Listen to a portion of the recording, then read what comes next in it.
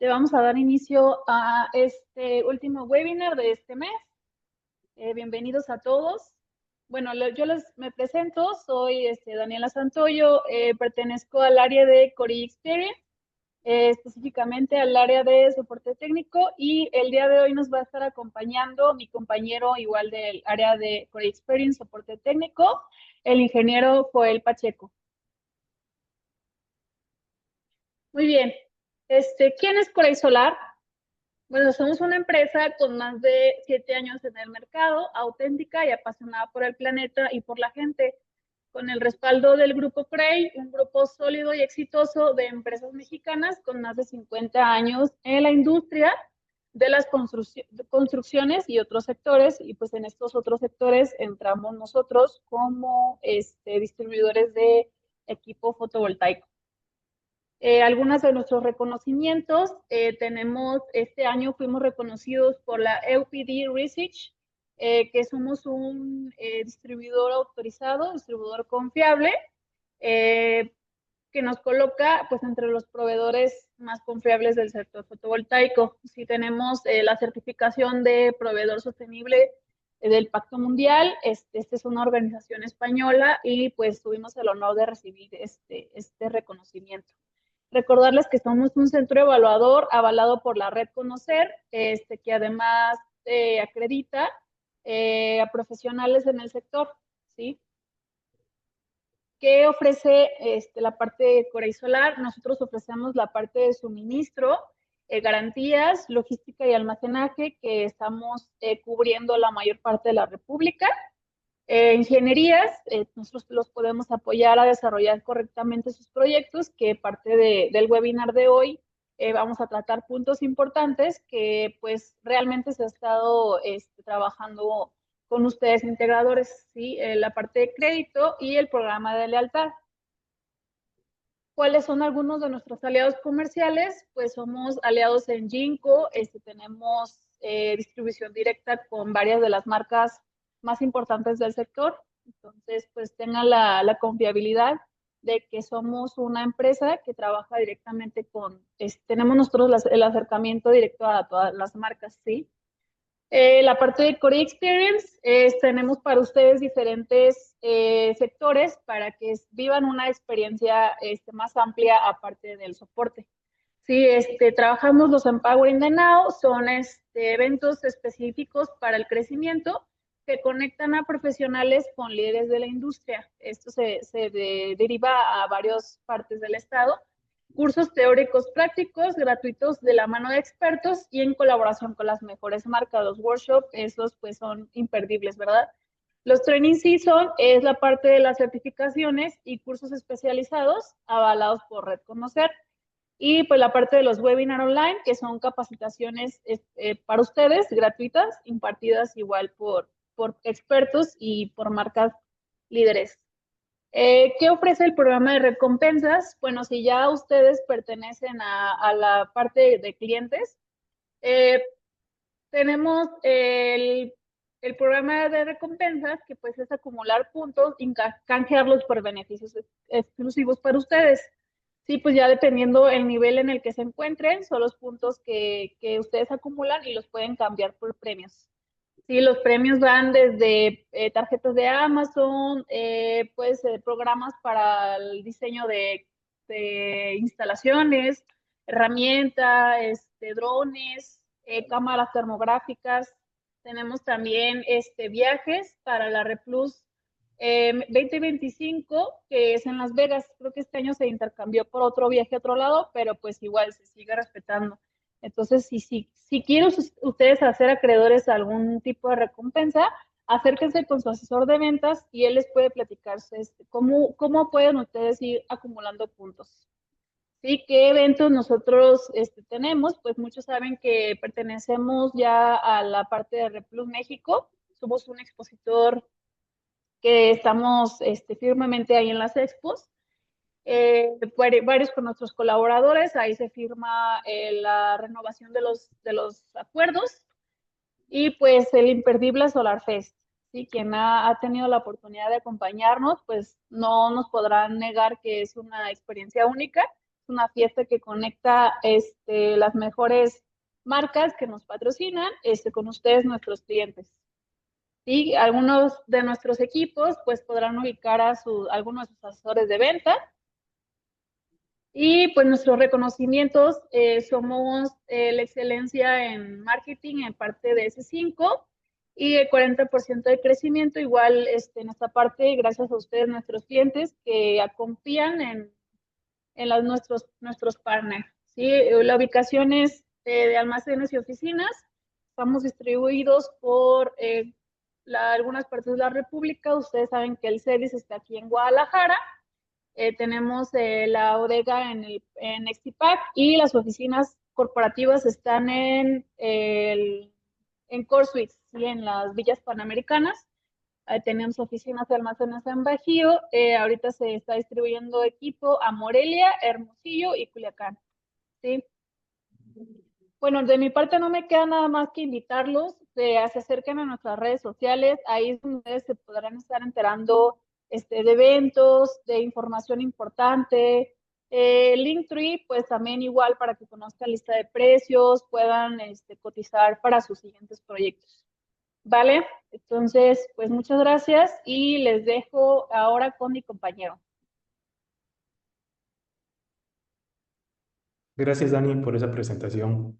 Muy buenos días a todos. Soy Joel Pacheco, ingeniero de soporte técnico en Core y Solar. Y en este día de hoy vamos a ver el tema de errores comunes en una instalación fotovoltaica y cómo poder evitarlos desde el diseño. Voy a presentar mi pantalla para que puedan empezar a ver la presentación. Listo. Y bien, entonces vamos a dar inicio a este tema con una breve introducción acerca de estos errores. Todos los errores que nosotros vamos a ver en esta presentación tienen una repercusión directamente en la generación de energía de nuestro sistema fotovoltaico, pero también pueden llegar a causar un daño mayor que puede incluir la pérdida total de los componentes de nuestro sistema fotovoltaico. ¿Qué componentes? Inversor, paneles, estructura, cableado, etcétera. Esta pérdida de los equipos también va a significar un impacto directamente al costo del sistema. ¿En qué aspecto? En tres básicamente. La menor vida útil de los componentes o, como menciono, la pérdida total de estos. Como segundo aspecto, se van a empezar a generar más costos de reparación y mantenimiento frecuentemente en nuestra instalación fotovoltaica. Y como tercer aspecto, la reducción en la eficiencia y eventualmente al tener una reducción en la eficiencia de nuestro sistema fotovoltaico, vamos a tener esta parte de nuestro retorno de inversión no va a ser el estimado al que se calculó al inicio del proyecto. Con esta breve introducción, me gustaría ahora sí empezar a enumerar los errores que se presentan en las instalaciones fotovoltaicas y cómo podemos tener nosotros un criterio desde el diseño para poder evitarlos. El primero es uno muy común, sobre todo en la parte norte del país, que es una inclinación excesiva. Nosotros, al tener una inclinación excesiva de nuestros módulos fotovoltaicos, lo que hacemos es que los exponemos a ráfagas de viento más fuertes. ¿Qué genera esto? Básicamente, como pueden ver en la imagen, el viento empieza a generar fuerzas de arrastre y de empuje en nuestros paneles fotovoltaicos. ¿Qué va a ocasionar esto en determinado momento? Que los paneles salgan volando. Al salir volando, pues eventualmente, si se estrellan, esto representa una pérdida total de los paneles y de la estructura fotovoltaica. ¿Qué puede pasar también? Muchas veces los paneles no salen volando, pero la fuerza que ejerce o la presión que ejerce el viento puede llegar a hacer que el panel empiece a vibrar y estas vibraciones pueden llegar a causar pequeñas microfracturas dentro del panel, y lo cual puede ocasionar justamente una menor eficiencia de los equipos. Ahora, ¿cómo podemos evitar tener una inclinación excesiva? Bueno, justamente en la parte de consideración de diseño, lo que se sugiere es profundizar en el estudio del ángulo óptimo en sitio. ¿A qué se refiere esto? Ustedes saben que para darle una inclinación a una estructura, regularmente el ángulo de inclinación tiene que ser el mismo al ángulo de latitud del lugar donde vamos a instalar. Ahora bien, yo les puse este ejemplo donde tomé una latitud de 30 grados, como pueden ver acá. Por ende, nuestra estructura tendría que ir con ese ángulo de inclinación. ¿Qué pasa? Bueno, que nosotros podemos hacer un estudio de estos datos que nos da la NASA y aquí, por ejemplo, nos dice que en el ángulo óptimo, que es el equivalente a la latitud de 30 grados, nosotros tenemos en promedio 6,93 horas solares pico. Pero la misma NASA nos dice, yo hice un estudio en el cual tú puedes modificar ese ángulo de inclinación, ponerlo a menor inclinación y te voy a dar igual el promedio de las horas solares pico que tú puedes obtener si modificas ese ángulo de inclinación. En este caso, como pueden ver, la NASA nos dice que podemos modificar nuestra estructura a menos 15 grados, es decir, ya no podemos instalarla a 30 grados, sino que podemos seleccionar instalarla a 20 o a 25 grados quizás, y vamos a tener en promedio 6,44 horas solares pico. ¿Qué podemos ver acá o concluir? Que realmente no tenemos una pérdida significativa en cuanto a las horas solares pico que tenemos para la generación de energía en ese sitio. Entonces, eventualmente nosotros podemos llegar a hacer un ajuste del ángulo de inclinación de la estructura para evitar tener una inclinación excesiva y evitar que se exponga más nuestros paneles a ráfagas de viento. ¿Qué otra ventaja tiene hacer esto? Bueno, que al nosotros tener una estructura con menos inclinación, eventualmente vamos a ocupar menos material. Una estructura que tiene una inclinación muy excesiva requiere más material, más ángulo de aluminio, más soportes para que tenga más resistencia. Entonces, ahí también ustedes tienen un beneficio económico que pueden obtener cuando profundizan exactamente en el estudio del ángulo óptimo en sitio. Ahora, ¿qué otros aspectos se pueden tomar en consideración desde el diseño? La otra parte, que los módulos estén certificados contra resistencia a vientos. Regularmente les doy el dato acá, eso lo hace la certificación YEL 61215. Y esta principalmente va a ser con respecto al tema de las resistencia o las presiones que pueden soportar los paneles fotovoltaicos y que nos pueden ayudar justamente a evitar como esas microfracturas que se pueden dar. Ahora bien, otro de los aspectos, seleccionar estructuras de alta calidad y certificadas contra vientos. Ya existe actualmente en el mercado marcas especializadas para estructuras fotovoltaicas.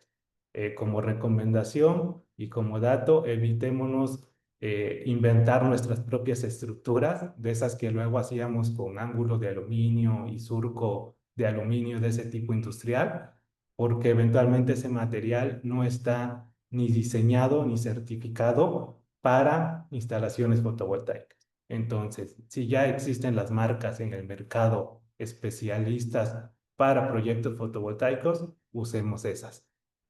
Y por último, el anclaje de forma segura y siguiendo los manuales de instalación.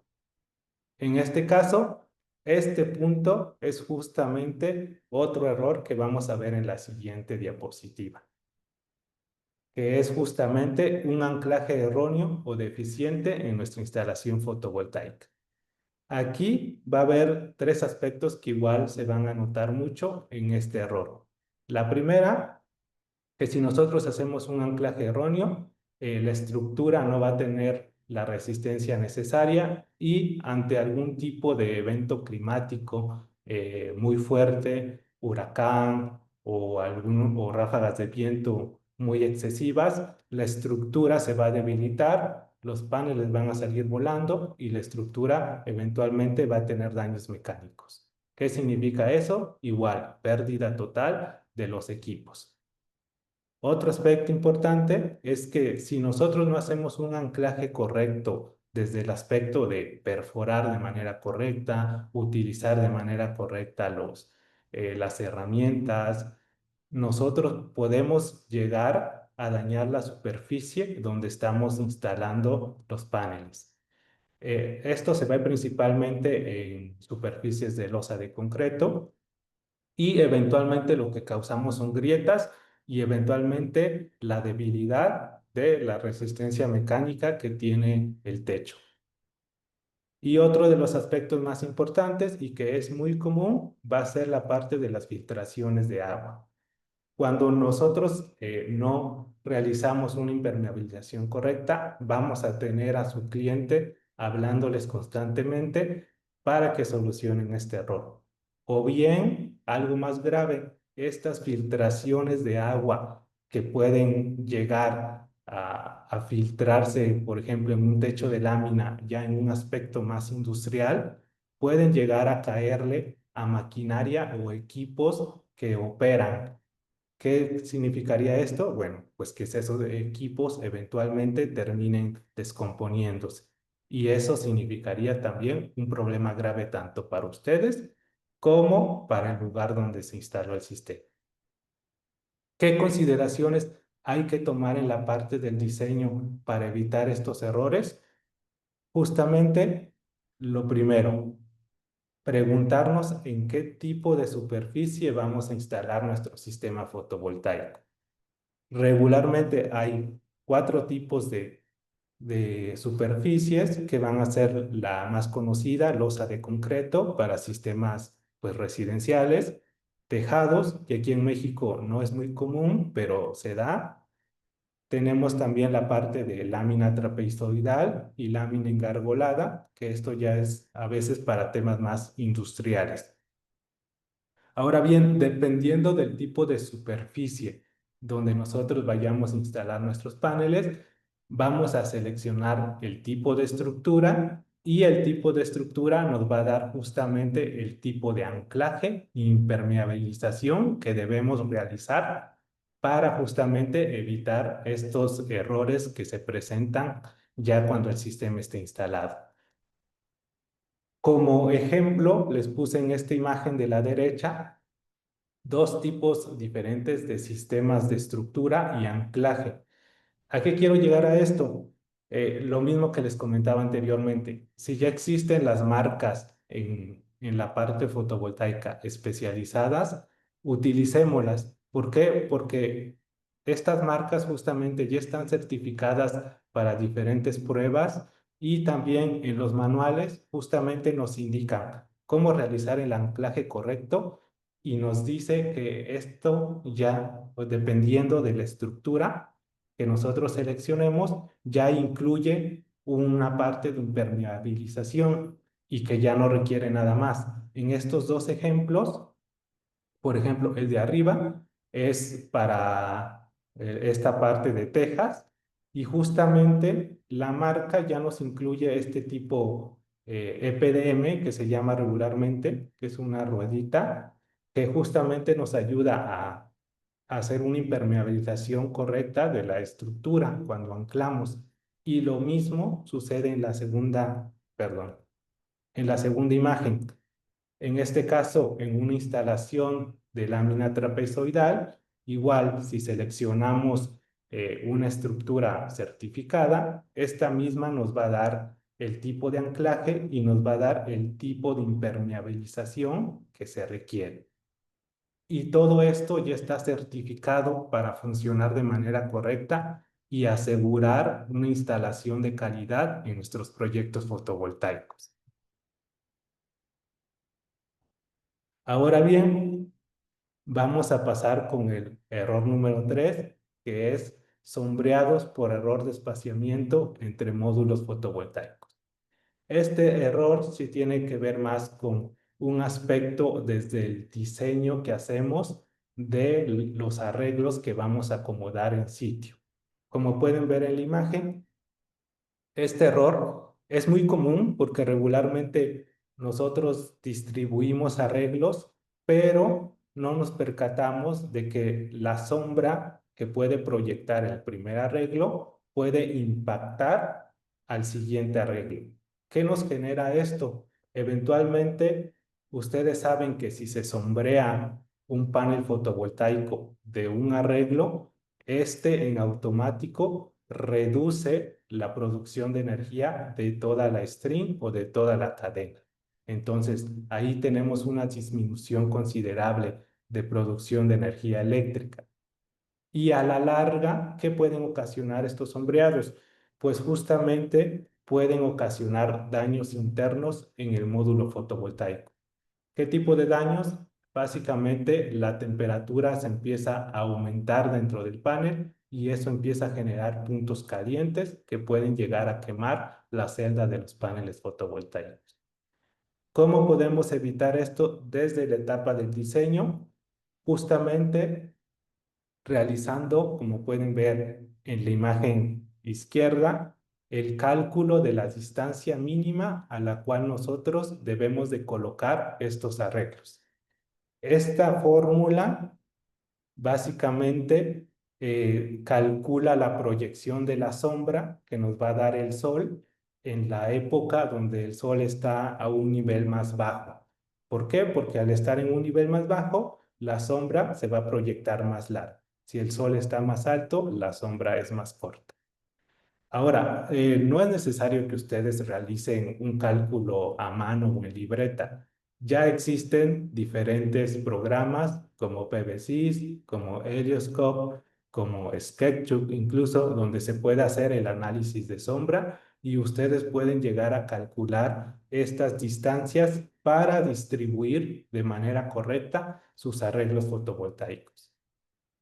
Ahora, ¿qué pasa si ustedes por alguna razón ya no pueden evitar algún sombreado de algún arreglo? Quizás porque el área de donde van a instalar realmente ya no les alcanza o tienen incluso a veces algunos sombreados que no pueden evitar como tal, como puede ser alguna antena de comunicación, algún poste de luz, algún edificio aledaño. Entonces, ¿qué pueden considerar desde el diseño para evitar sombreados? Bueno, justamente pueden considerar lo que es el uso de optimizadores. El uso de optimizadores básicamente son conversores de corriente directa a corriente directa. ¿Qué es lo que hacen? Bueno, básicamente ustedes saben que si tenemos un string y tenemos un sombreado en un panel, este, las condiciones de este panel se reducen y por ende afecta a toda la demás. Pero ¿qué pasa cuando instalamos optimizadores? Básicamente es como si cada panel estuviera trabajando de forma independiente sin afectar a los otros. Entonces, esto igual nos ayuda a poder generar que el sistema fotovoltaico no reduzca su eficiencia o la producción de energía. Ahora, aquí también un tema importante es el costo económico que va a implicar utilizar optimizadores. Tienen que ver el costo-beneficio del proyecto fotovoltaico. Y en caso de que económicamente no sea viable utilizar optimizadores, ¿qué es lo que pueden hacer? Bueno, hacer un uso correcto del MPPT de un inversor.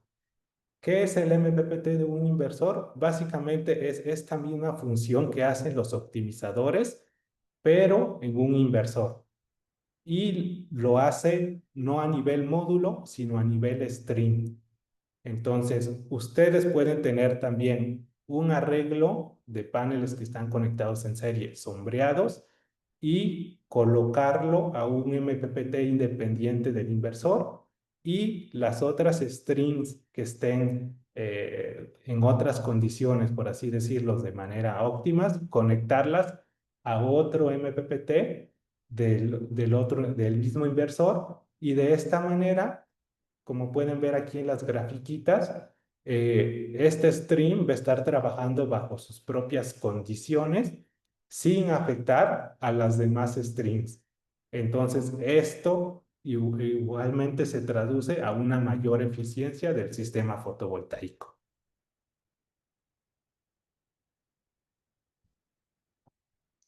Vamos a pasar con el error número 4, que son las cadenas desiguales. Esta es una pregunta muy común que nos hacen en el área de soporte técnico, y es si se puede combinar o si se puede conectar en una sola stream paneles de diferente potencia. ¿Qué va a pasar cuando nosotros hacemos esto? Bueno, básicamente, como pueden ver aquí en la imagen, si nosotros queremos conectar un panel de 360 watts con uno de 100 watts, básicamente los parámetros eléctricos del panel de mayor potencia, lo que es voltaje de circuito abierto y corriente de cortocircuito, se van a adaptar al panel de menor potencia. ¿Qué genera esto? Pues como pueden ver acá, la limitación de corriente por el módulo de menor corriente y la limitación de la potencia. Esto eventualmente genera pérdida en la producción del sistema fotovoltaico. Esto regularmente se llama efecto mismatch, y como les comenté, el error más común que se puede dar es también la pérdida de energía, pero a la larga, ¿qué sucede? Que como les expliqué, los valores del panel de la potencia mayor, en este caso la corriente, se van a adaptar a la corriente menor. ¿Qué pasa con esa corriente dentro del panel? Bueno, que se tiene que de alguna manera disipar. ¿Y de qué manera se hace? Bueno, por medio de calor dentro de los módulos fotovoltaicos. Eso, conforme va pasando el tiempo, lo que genera es que se aumente la temperatura dentro de los paneles fotovoltaicos y que estos se lleguen a quemar. Entonces, es muy importante que no se realice este tipo de conexiones, y en consideraciones del diseño les voy a explicar qué opciones se puede haber o cómo se puede trabajar en caso de que tengan ciertas cuestiones de que quieran mezclar potencias de paneles fotovoltaicos. Lo primero, en consideraciones de diseño, si ustedes quieren conectar potencias diferentes de módulos en un string, la primera recomendación es traten de no hacerlo, por lo que ya vimos en la diapositiva anterior, pero si por alguna razón igual no les queda otra opción, ¿qué pueden hacer? La segunda recomendación es traten de que el voltaje y corriente de los módulos sea lo más parecidas posibles. ¿De qué manera? Bueno, en este ejemplo que les puse acá en la imagen, yo les puse un ejemplo de un panel de 600 watts con uno de 550 watts. El voltaje en circuito abierto del de 600 es 49 volts, entonces hay que tratar de que el otro panel tenga voltaje similar, 47, 48 volts. Lo mismo con la corriente. Si este panel tiene 13 amperes, tratar de que el otro que vamos a conectar también tenga un parámetro de corriente muy parecido, 11 amperes, 12 amperes. ¿Para qué? Pues justamente para que el ajuste que se hace de los valores no exista una diferencia tan grande. Y justamente también para que no exista una disipación de esa energía dentro de los paneles que pueda llegar a causar un daño mayor. Ahora bien, ¿qué pasa? Y aquí les puse una imagen en donde quiero explicarles qué pasa también cuando ustedes quieren colocar strings de diferentes cantidades. Es decir, que tengan una string con 10 paneles en serie y otra string con 5 módulos en serie y así sucesivamente. Bueno, lo que pueden hacer si ustedes tienen ese tipo de arreglos es hacer el uso correcto o utilizar de manera correcta el MPPT del inversor. Como les comenté anteriormente, los MPPT básicamente son como la función de los optimizadores que trabajan independientemente uno del otro dentro del inversor fotovoltaico. Entonces, al trabajar de forma independiente cada bloque de conexiones, nosotros podemos utilizarlo de manera correcta para aumentar la eficiencia de nuestro sistema fotovoltaico. En este ejemplo que les muestro en la imagen, ustedes pueden tener conexión de strings con diferentes números de módulos en serie, como pueden ver, y esto va a permitir que este string, por ejemplo, que tiene un módulo menor, trabaje bajo esas condiciones que está sin afectar a la siguiente string y así sucesivamente. ¿Qué otra cosa pueden hacer? Pueden combinar potencias de diferentes módulos en un sistema fotovoltaico o en un proyecto fotovoltaico. Es decir, en esta string ustedes pueden tener paneles de 600 watts, por así decirlo.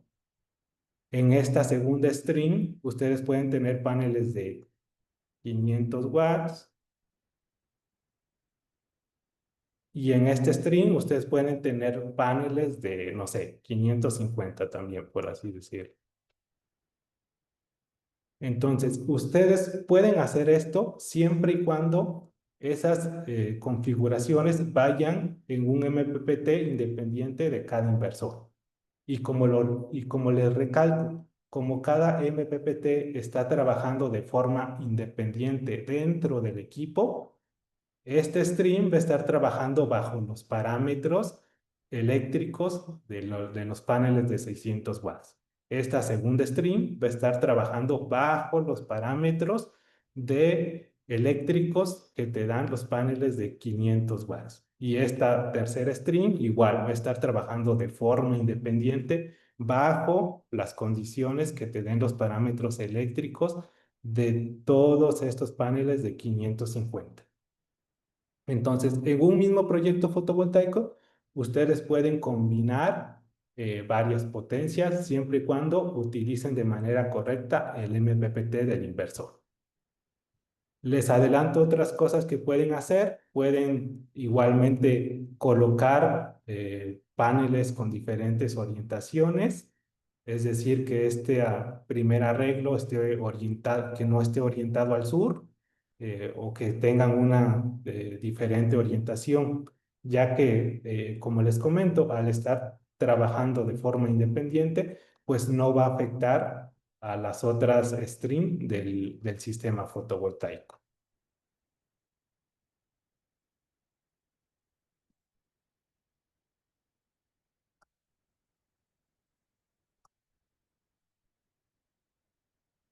Vamos a pasar ahora justamente al otro error, que es no aplicar factores de corrección por temperatura. ¿Qué pasa en este error? Como pueden ver en la gráfica, los paneles se comportan de cierta manera. Regularmente, cuando nosotros tenemos una temperatura más caliente o más cálida, el panel igual internamente aumenta su temperatura. ¿Qué sucede? Bueno, que básicamente lo que es el voltaje a circuito abierto va a tender a disminuir. Por consecuencia, como pueden ver en la gráfica del lado derecho, la potencia igual va a disminuir. ¿Qué pasa cuando la temperatura es más fría? Bueno, el voltaje tiende a aumentar, tiende a tener un aumento en cuanto al voltaje. ¿Qué sucede si aumenta el voltaje? Justamente, como pueden ver en la gráfica, aumenta la potencia que puede entregar el panel fotovoltaico. ¿Qué sucede muchas veces? Que esto puede parecer un aspecto positivo porque si nosotros tenemos una temperatura fría, eventualmente vamos a tener más energía y por ende pues vamos a tener una generación de energía eléctrica mayor. Pero en la parte de diseño, cuando nosotros debemos seleccionar un inversor fotovoltaico, debemos de cuidar de no sobrepasar el voltaje máximo permitido por el equipo. Y en situaciones frías se puede dar la cuestión de que este voltaje aumente y supere lo máximo permitido por el inversor. Entonces, vamos a ver en las consideraciones de diseño justamente cuál es la repercusión y qué es lo que se debe de considerar. Aquí del lado derecho yo les puse un ejemplo hipotético muy rápido en donde supongamos que ustedes ya analizaron el recibo de luz de CFE de su cliente, hicieron el cálculo de energía que requieren al día y con esa energía calcularon la potencia que necesitan para inyectar a la red. Supongamos que le salió un aproximado de 6.000 watts en cuanto a la potencia, y entonces si necesitan producir 6.000 watts, eventualmente también necesitan un inversor que inyecte esa potencia o esa energía a la red. Aquí yo seleccioné justamente un inversor modelo de la marca Growatt de 6.000 watts de una potencia nominal de 6 kilowatts. ¿Qué es lo que hacen después que ustedes seleccionan su inversor? Tienen que seleccionar qué cantidad de módulos le pueden conectar a este. ¿Cómo lo hacen? Bueno, básicamente una simple división. Dividen la potencia nominal del inversor entre la potencia nominal del panel. Esto les va a dar el número de módulos que ustedes necesitan para generar esa potencia. En este caso es 10, tomando como ejemplo este Jinko de 590 watts. Ahora, ¿qué sucede cuando ustedes también ya tienen el inversor, ya tienen el número de módulos? ¿Qué pasa si ustedes dicen, pues sabes qué, yo quiero colocar estos 10 paneles en serie en mi inversor para tener solo una cadena o una sola string? Para calcular el voltaje de esa string, básicamente es la multiplicación de esos 10 módulos que van a ir conectados en serie por el voltaje de circuito abierto que nos da la ficha técnica del módulo fotovoltaico. Este resultado nos da un voltaje de string de 526.3 volts. Ahora, este resultado ustedes tienen que ver que esté dentro del rango de operación del inversor. Se van a ir a su ficha técnica del inversor y como pueden ver en este ejemplo, nos dice voltaje máximo de entrada en corriente directa, 550 volts. ¿Qué pasa aquí? Que puede parecer que nosotros estamos trabajando dentro de los parámetros correctos del inversor, que estamos todavía dentro del parámetro justo del voltaje y que no estamos sobrepasando ningún rango. Pero, como les comento, y no lo digo yo, lo dice la norma en su artículo 690-7 de tensión máxima. Nos pide que calculemos un aumento de voltaje a la temperatura más crítica registrada en el sitio de instalación. La misma norma nos da una tabla de factores de corrección por temperatura de acuerdo al lugar donde nosotros vamos a instalar.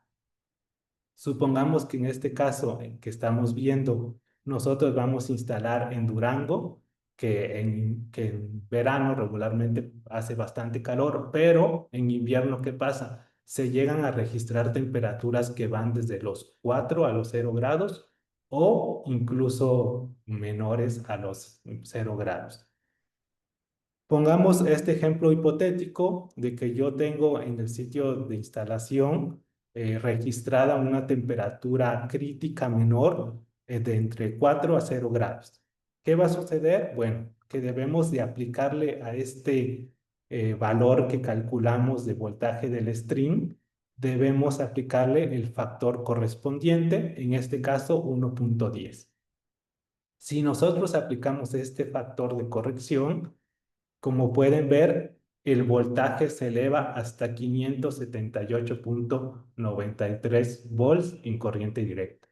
¿Qué sucede si ustedes comparan este valor con el que permite el inversor? Bueno, que básicamente ya no están dentro de los rangos de operación del equipo y que en determinado momento, si ustedes instalan así el equipo con los paneles, de esta manera, cuando se dé la temperatura crítica en el sitio, vamos a llegar a quemar el inversor o los componentes internos de este. ¿Por qué? Porque estamos inyectándole más voltaje del que el inversor puede soportar.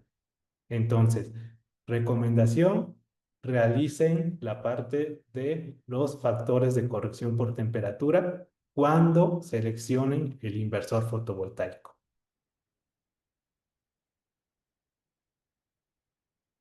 Error número 6, una mala instalación de protecciones. Esta parte, regularmente hay tres cuestiones que se dan, que es querer utilizar protecciones que son para corriente alterna en el lado de corriente directa. Y la otra, y las otras dos, como pueden ver en la imagen, es instalar fusibles sin un seccionador o querer proteger solamente un polo de nuestras strings. En este caso, regularmente lo que se hacía anteriormente en proyectos y todavía se sigue viendo es que se protege solamente el polo positivo. Entonces, básicamente estamos dejando sin protección el otro polo de la otra cadena. Vamos a ver en consideraciones de diseño por qué no se deben de realizar este tipo de cuestiones. En cuanto a la pregunta de si se pueden utilizar protecciones en el lado de corriente alterna, en el lado de corriente directa, la respuesta es no. ¿Por qué? Justamente porque como pueden ver aquí en la imagen y en las gráficas, la corriente alterna tiene un comportamiento muy diferente a la corriente directa. En la corriente alterna vamos a tener este tipo de crestas y valles, vamos a tener este tipo de cambio de polaridad, vamos a tener periodos, la frecuencia, vamos a tener estos puntos por los cuales la onda sinusoidal llega a un punto en cero. Entonces, las protecciones en corriente alterna están específicamente diseñadas para el comportamiento que tiene esta onda sinusoidal y la corriente, mientras que las protecciones de corriente directa justamente se van a comportar de acuerdo a esta gráfica que vemos acá, en el cual básicamente tenemos una fuente de energía y la corriente es de forma lineal del polo positivo al polo negativo. Entonces, nosotros no podemos mezclar protecciones porque básicamente no estarían actuando de acuerdo a la corriente para la cual fueron diseñadas. Por otro lado, en esta parte del diagrama que les puse, es muy importante que se considere siempre proteger, como pueden ver, la parte de ambos polos, tanto el lado positivo como el lado negativo. Esto va a ayudar eventualmente a que toda nuestra instalación esté de forma segura, todo el cableado esté protegido de manera correcta. Y ahora, ¿qué pasa también muchas veces cuando ustedes están en el diseño de su sistema fotovoltaico y quieren seleccionar una protección de sobrecorriente? Bueno, ustedes pueden elegir entre instalar interruptores termomagnéticos o fusibles. Pero ¿qué pasa cuando seleccionan fusibles? Muchas veces se instalan solamente los fusibles sin un seccionador. ¿Qué es lo que ocurre cuando nosotros abrimos un portafusible o lo cerramos? Para los que no lo sepan, al abrir o cerrar un portafusible, lo que estamos haciendo es como desconectar el cable que transporta la corriente y durante ese proceso se generan pequeños arcos eléctricos. Estos pequeños arcos eléctricos eventualmente pueden llegar a causar daños en el sistema fotovoltaico. Entonces, ¿qué es lo que se recomienda? Justamente la instalación de un seccionador. Cuando nosotros instalamos un seccionador, este básicamente corta en automático la energía y cuando nosotros operamos para abrir el portafusible, ya podemos abrirlo de una manera segura, sin generar arcos eléctricos que puedan llegar a causar algún daño en el cableado o en los equipos fotovoltaicos. Igualmente, en consideraciones de diseño, al seleccionar los dispositivos de protección necesarios, me refiero a que también deben de tener cierto criterio en cuanto a qué accesorios necesitan dependiendo del tamaño de instalación. Ejemplo, en una instalación residencial, regularmente nada más se instalan lo que son interruptores termomagnéticos, tanto en el lado de corriente directa como en el lado de corriente alterna. ¿Por qué? Porque regularmente manejamos voltajes en corriente directa de 500 volts a 600 volts.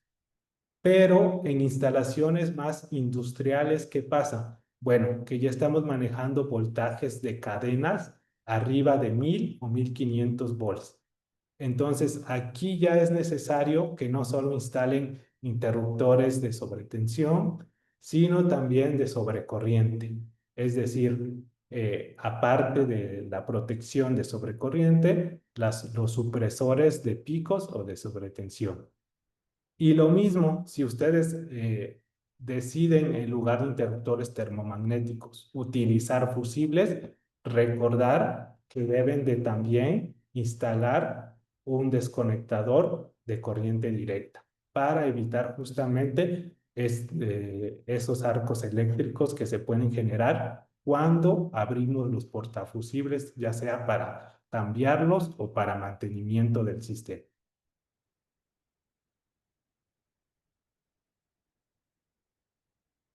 Error número 7, cálculo incorrecto de conductores. Y justamente aquí también hay dos aspectos importantes.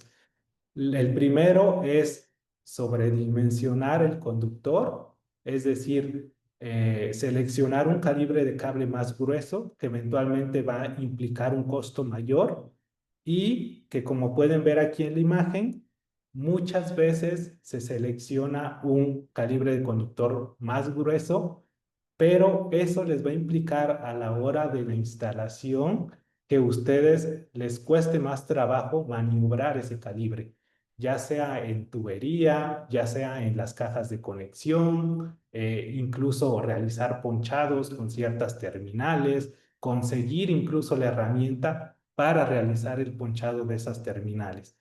Y muchas veces sucede que cuando ustedes seleccionan un calibre mayor y no se lee el manual especificado del fabricante para la conexión de un inversor o de cualquier otro dispositivo, ese calibre que ustedes seleccionaron no va a llegar a ser compatible con la bornera o con las terminales de conexión que ahí se tienen que hacer.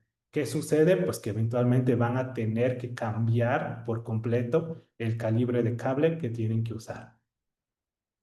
Y el otro aspecto que sucede es subdimensionar el calibre del cable. ¿Qué es subdimensionar? Bueno, escoger un calibre de cable menor al que puede transportar o al que se necesita para transportar la corriente de acuerdo a la corriente de los paneles o del inversor. ¿Qué sucede si tenemos un calibre menor?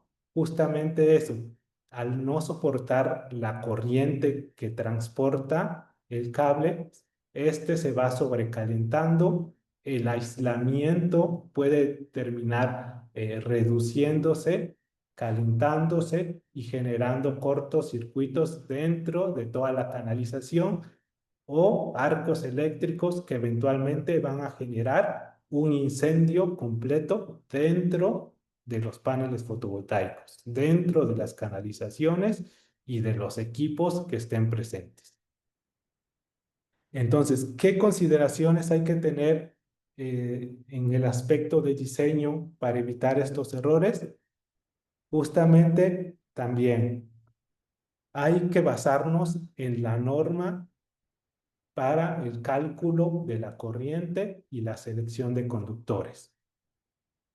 Ustedes saben que regularmente todo esto ya está regido por la norma, por la NOM 001CD y principalmente en el aspecto de instalaciones fotovoltaicas en el artículo 690.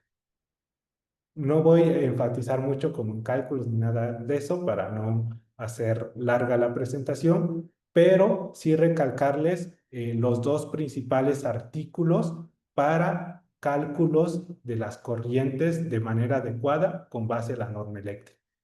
En el caso de circuitos en corriente directa, el artículo que ustedes tienen que ver y que tienen siempre que utilizar es el 690-8, que es de dimensionamiento y corriente de los circuitos en corriente directa.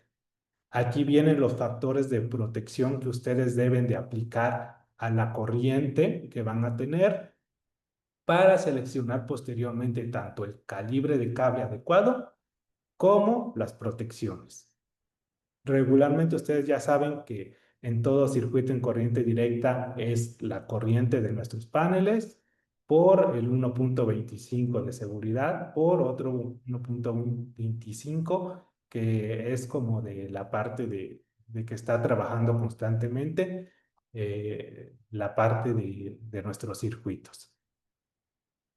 Y el otro artículo importante en la parte de corriente alterna, que es como la salida que va de nuestro inversor hacia la inyección a la red eléctrica, el otro artículo que deben de citar y de siempre ver es el 705-60 de la norma. En este caso, igual, este artículo nos da el proceso para calcular la corriente que sale de nuestro inversor hacia la red. Y de esa manera nosotros podemos seleccionar el calibre adecuado y las protecciones adecuadas que debemos instalar en el lado de corriente alterna. Otro tipo de consideraciones que tienen que tomar en cuenta cuando están haciendo su diseño y selección de cableado es justamente revisar la caída de tensión. La caída de tensión se debe de mantener en el 2% para el lado de corriente directa y 1.5% en el lado de corriente alterna. También tienen que aplicar factores o tener en consideración los factores medioambientales que se den, porque recuerden que también el aumento de temperatura puede llegar a causar una mala deficiencia en la parte de los conductores. Igualmente, la norma les va a dar, en caso de que ustedes necesiten aplicar factores por corrección de también de alta temperatura o por cuestiones de baja temperatura, etcétera, la norma también les va a dar estas cuestiones.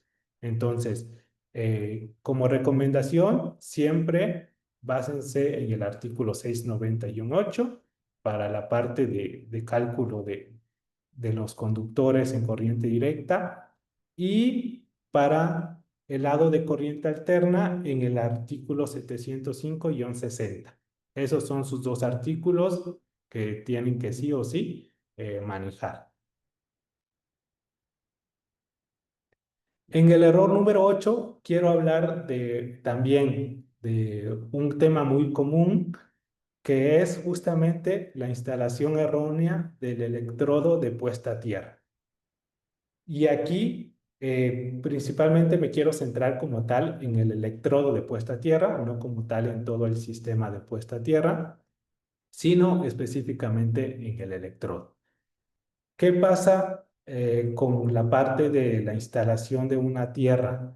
Bueno, que esta parte de tener un buen sistema de tierra nos ayuda no solamente a la seguridad de los equipos fotovoltaicos que nosotros instalamos, sino que también a la seguridad de las personas que estén en el sitio. Si por alguna razón nosotros no hacemos una instalación correcta del electrodo de puesta a tierra, nosotros estamos reduciendo esa eficiencia que puede tener ese electrodo ante alguna fuga de corriente o que al final de cuentas, si no se hace esa fuga de corriente de manera adecuada hacia la tierra, pues puede llegar a causarle algún daño a los equipos o a las personas que estén maniobrando cerca de la instalación. ¿Cuál es el error más común y por el cual me quiero centrar en este aspecto? Bueno, ustedes saben que la forma más común de instalar este electrodo de puesta a tierra es de forma vertical en la tierra y pegando hasta que se suma todo. ¿Qué pasa muchas veces? Por cuestiones del tipo de suelo o incluso a veces por pereza, por falta de conocimiento, por desidia, lo que hace la gente es, ¿sabes qué? Pues ya entró una buena cantidad la varilla, lo demás, córtala, como se ve aquí en la imagen. Córtale a la mitad o, ¿sabes qué? Ya no quiso entrar mi varilla de tierra, móchale lo que queda sobrando. ¿Qué pasa con esto? Justamente tiene repercusiones porque si nosotros nos basamos en las consideraciones de diseño que básicamente nos da igual la NOM 001CD en su artículo 250, aquí nos va a dar un aspecto importante que es este justamente que está acá. Dice, los electrodos de varilla no deben tener menos de 2,40 metros de largo y deben instalarse de tal modo que 2,40 metros de su longitud esté en contacto con la tierra física. Entonces, básicamente la norma nos dice, no debe de ser menor a 2,40 metros. ¿Qué pasa cuando cortamos una varilla por X o Y razón? Pues eventualmente ya estamos haciendo un incumplimiento de la norma y por ende nuestro electrodo de puesta a tierra no va a estar trabajando de manera eficiente. Pero justamente en consideraciones de diseño, de eso es lo que les quiero hablar de este tema. ¿Qué pasa si ya no pueden introducir de manera vertical el electrodo de puesta a tierra? Bueno, la NOM nos dice, esa es la forma más común de instalarlo, pero si en determinado punto tú no tienes esa opción, por otra vez, porque quizás el suelo no te lo permite, tienes otras dos opciones de hacerlo. ¿Cuál va a ser esas otras dos opciones? La primera, tú puedes instalar la varilla de forma diagonal, haciendo un ángulo de inclinación o un ángulo de desfase con respecto a la vertical, si pueden ver acá la línea punteada, de 45 grados. Entonces, ustedes sin cortar la varilla pueden introducirla de forma diagonal y eventualmente conservan la longitud de la varilla, esa longitud de varilla que es de 2,4 metros, hace contacto con la superficie o con el suelo. Y de esa manera están cumpliendo con la norma y están haciendo un correcto diseño de su electrodo de puesta a tierra. ¿Qué otra opción tienen para instalar en caso de que el suelo siga siendo aún más rocoso y que no les permita incluso meterla en forma de diagonal? Bueno, la norma también les da otra opción que justamente les dice, ustedes pueden hacer una zanja partiendo desde la superficie hacia abajo de 80 centímetros. Hacen la zanja y entierran su varilla de forma horizontal. De esta manera, la varilla queda completamente su superficie en contacto con la superficie del suelo de instalación. Otra vez, sin cortarle a la varilla. Y de esta manera, ustedes se aseguran, como les comento, desde la etapa del diseño, estar asegurando una correcta instalación del electrodo de puesta a tierra y de que éste vaya a trabajar de manera eficiente para lo que fue diseñada, que es disipar esas sobrecorrientes hacia tierra. Oye, Joel, ¿Sí? ¿crees que puedes borrar los numerillos que se quedaron ahí sobre la diapositiva? Por favor. Ah, sí, perdón.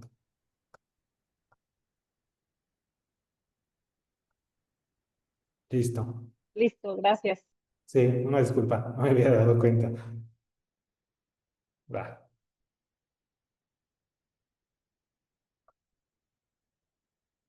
Y por último, vamos a hablar de un error también muy común, que es no profundizar en el análisis del recibo de consumo de energía de su cliente.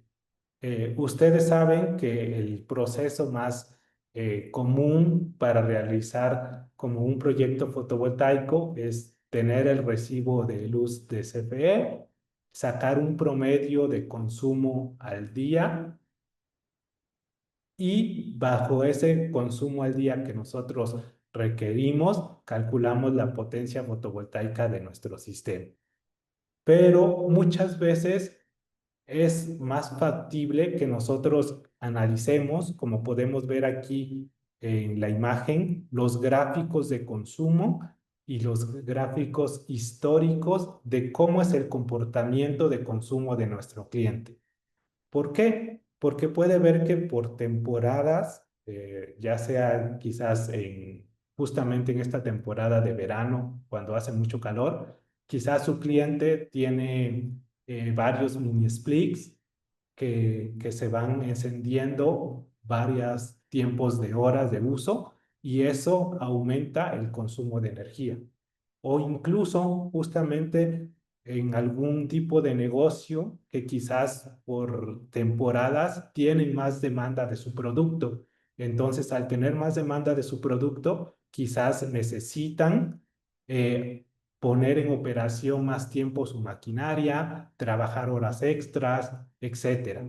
Entonces, este tipo de gráficos nos ayuda también a analizar el comportamiento de consumo de su cliente y a ustedes decidir qué es más factible hacer. Si hacen un promedio de todo el año o se basan quizás en un mes, que fue el que más consumió, o en un bimestre, que es el que también tuvo más consumo. Eso ya dependerá del análisis que ustedes puedan llegar a hacer. Y vamos a ver justamente en la parte de consideraciones de diseño, con un ejemplo rápido, esta diferencia que se puede dar si ustedes hacen un, un análisis o un dimensionamiento común, que es como el que les comentaba, de sacar el promedio al año de consumo y basarnos quizás en algún parámetro más elevado o en algún mes o en algún bimestre. En el primer caso, del lado izquierdo, este es el típico dimensionamiento que hacemos, en el cual tomamos el año completo, el año más reciente, y eventualmente sacamos un promedio. En este caso, estos son por bimestres. Vamos a hacer nuestra suma del consumo anual, que nos da un resultado de 2.405 kilowatts al año. Y si queremos calcular el consumo al día, pues eventualmente lo único que hacemos es una división entre los 365 días del año.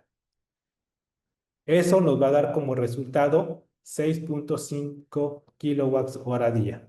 Con base a este resultado de energía que requerimos al día, nosotros calculamos la potencia fotovoltaica que necesitamos.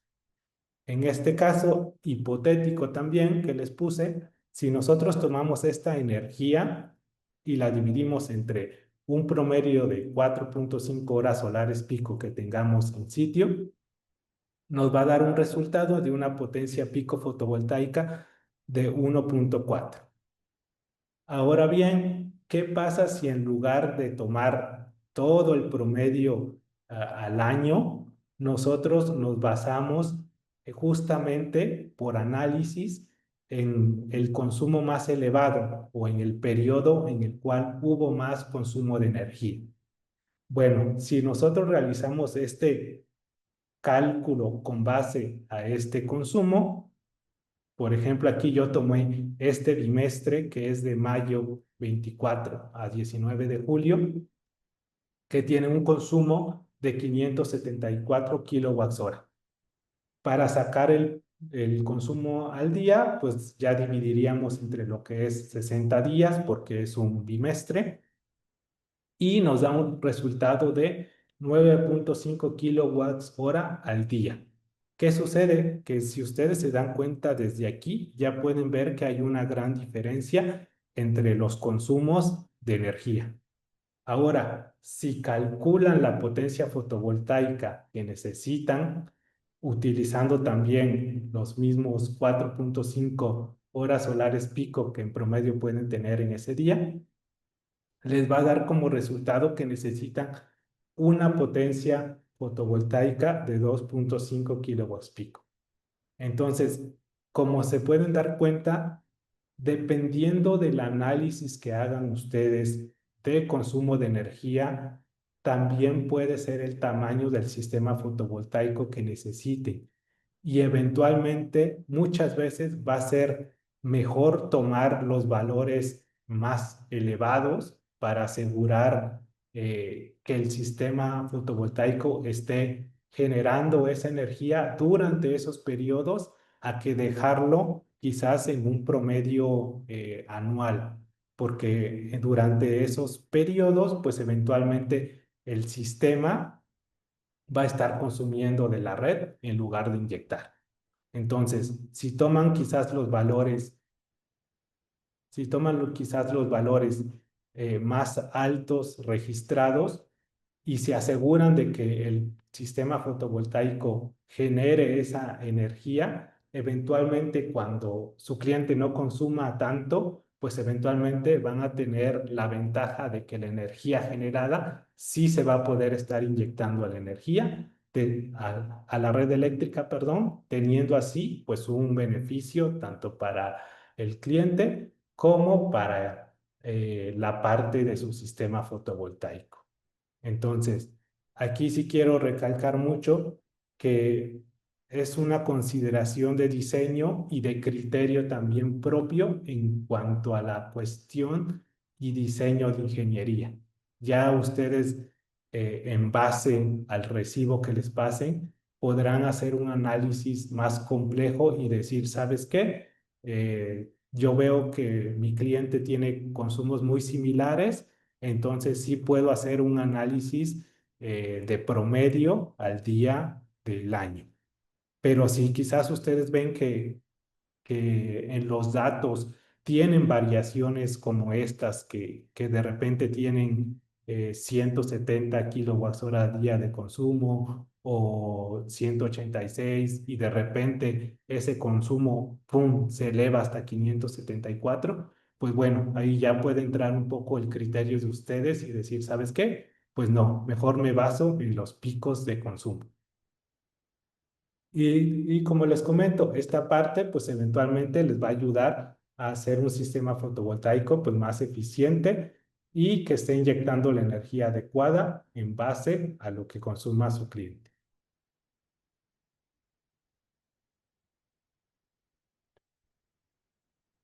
Y hasta aquí serían como los errores más comunes o típicos que podemos encontrar en una instalación fotovoltaica. Eventualmente hay muchos más y que también pues se pueden dar, pero estos son algunos también como de los que más nos preguntan a nosotros a veces como el área de soporte técnico y que también se nos da mucho a la hora también cuando ustedes nos llaman para revisar algún tipo de monitoreo o algún tipo de sistema ya existente. Entonces, básicamente serían como los más importantes. No sé si tengan preguntas hasta acá. Sí, mira, hay tres preguntitas. Si quieres, estas las respondemos en vivo. Las demás ya se estuvieron respondiendo por chat. Nos Ok. pregunta Jaime Ortega, para el mismatch, ¿se puede usar optimizadores en los paneles que son diferentes al street?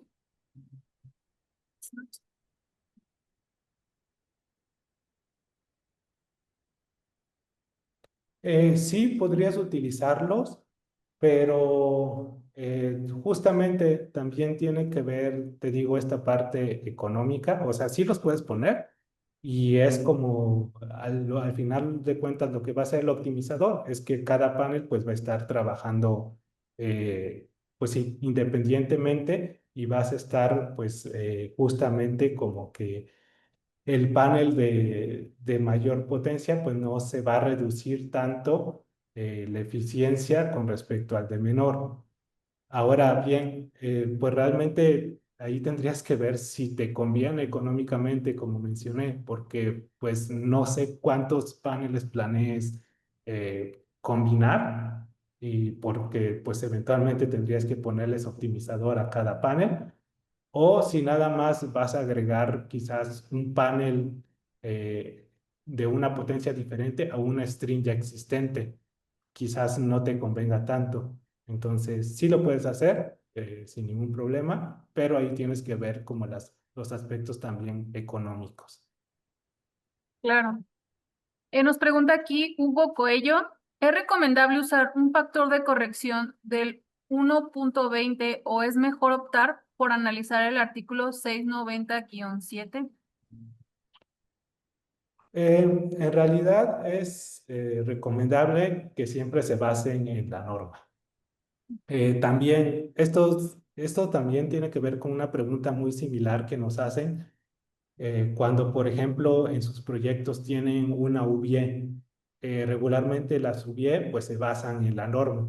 Entonces, en lugar de aplicar como un factor ya que tú tengas, no sé, por defecto o así, pues sigan la norma. Esto les va justamente a dar la ventaja de que cuando tengan quizás uno bien su proyecto fotovoltaico, pues justamente ahí tengan, ¿no? El papel que diga, ¿sabes qué? Pues yo hice mis cálculos con base a norma, ahí está. Y ahí está todo con base a norma. Entonces, siempre norma, seguir la norma, seguir la norma. Claro. Nos pregunta Jairo Ríos, disculpa Joel, ¿cuál es el porcentaje de generación excedente para que CFE no nos penalice por querer, por querer ser suministrador de energía?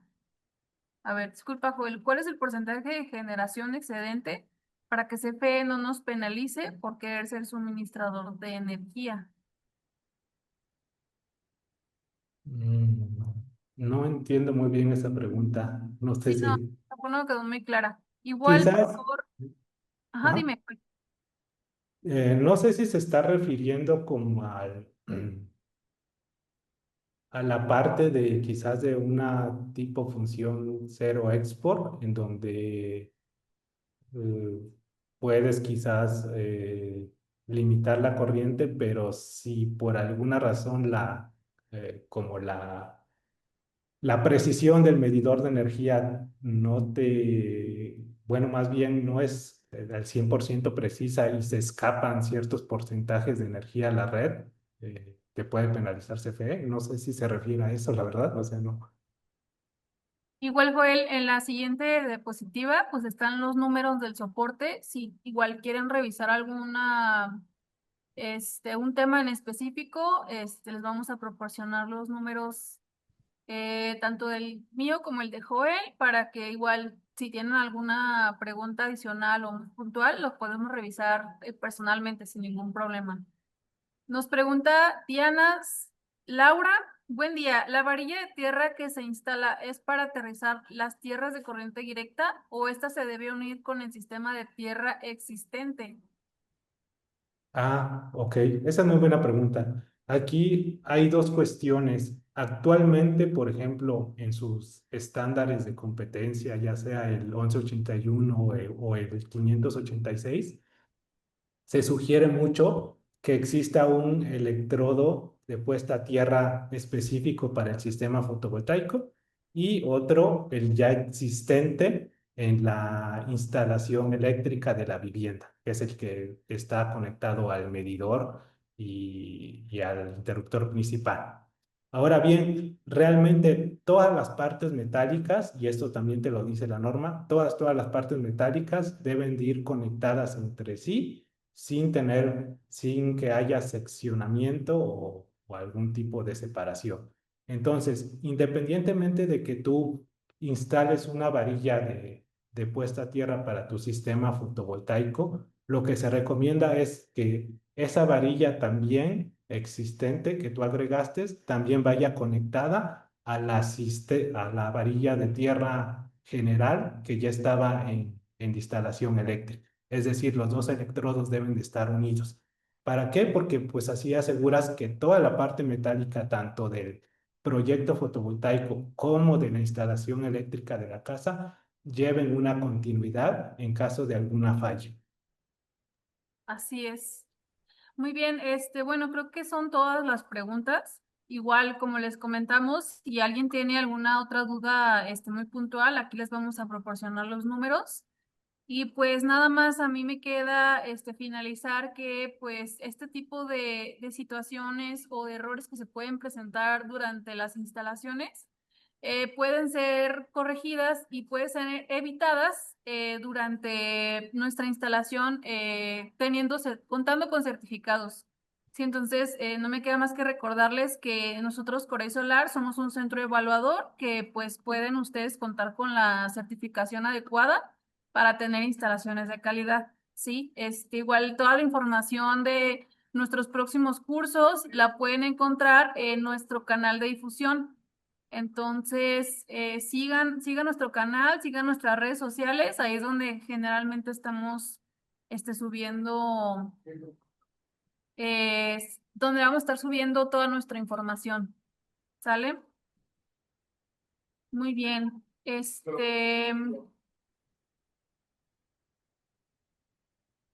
Ok, Jairo, a ver, déjame ver si lo puedo habilitar.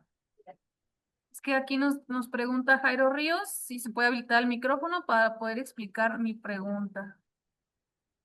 Sí, adelante. Bueno, Listo, a ver, ¿ya puedes activar tu micro? ¿Me escuchan? Sí. sí. ¿Qué tal, Joel? Buen día. Oye, Hola, buen día. para explicar bien mi pregunta es, por ejemplo, en mi empresa nos dedicamos más a la instalación residencial, pero cuando yo hago los dimensionamientos para la casa, te pongo un ejemplo, 15 paneles me da el 100% de generación, pero los clientes a veces me dicen, oye, ¿sabes qué? Mejor instálame de una vez 20 porque puede que me instale más aires, pero con 20 se puede decir que me da un 150 de porcentaje de generación. Ahí va más que nada enfocada mi pregunta. Si CFE nos penaliza por pasarnos de tanto cierto porcentaje porque ya se podría considerar como un suministrador de energía. Ok, entiendo. Sí. Mira, realmente no te tengo ese dato, o sea, si realmente CFE te penalizaría, porque realmente, te digo, realmente no te podría responder si sí o no. Lo que sí te puedo decir es que en realidad, si tú, independientemente de que inyectes energía a la red, regularmente no sobrepasas más bien lo del transformador, ahí estarías todavía dentro de, digamos que dentro de lo que te permite CFE.